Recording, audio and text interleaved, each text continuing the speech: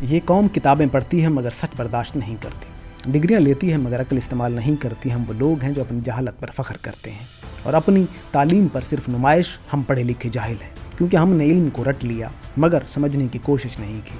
ہم اسکول سے یونیورسٹیوں تک وہی کچھ پڑھتے ہیں جو نظام ہمیں پڑھانا چاہتا ہے، نہ ہم سوال کرتے ہیں نہ سوچتے ہیں، بس پاس ہونا چاہتے ہیں۔ ہم وہ قوم ہیں جو استاد کو عزت نہیں دیتی مگر نمبر لینے کے لیے ان کی چاپلوسی ضرور کرتی ہے۔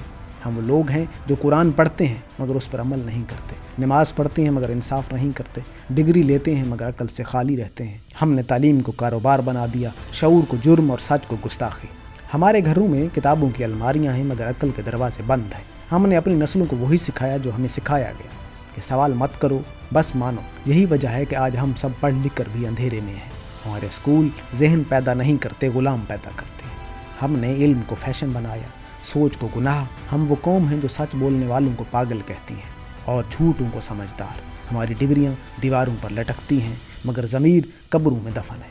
ہم جاہل نہیں ہیں کیونکہ ہم نے کم پڑھا، ہم جاہل ہیں کیونکہ ہم نے کبھی خود سے نہیں سوچا۔